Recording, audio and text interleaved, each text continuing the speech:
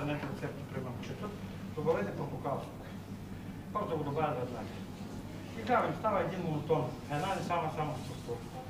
Даваш половин на тестото, леко да си почини, да се отгърпне и добавяте сок. Той попада не навсякъде.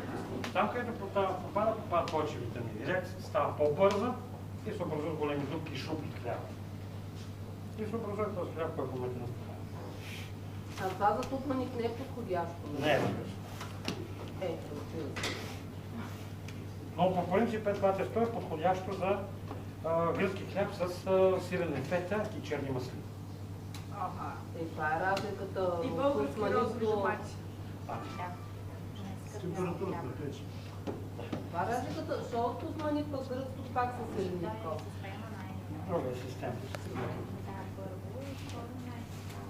Същото хидете да се образуват шупли. Точно. Също това, друго, което слагат французите, е масло, краве масло, аз много често го използвам. Пак за шупли. Френско, да. Само, че пак не го добавяш време на замеса, както го добавяш при козунака, а после пак го добавяш. Където остане парченце масло, то се разтопява и се образува шупа. Класика жанра на гастрономите. А вие никой не добавяте разтопено направо маслото? Разтопено. Само, че не е разтопено течно. Ами? Просто да е Меко. Меко.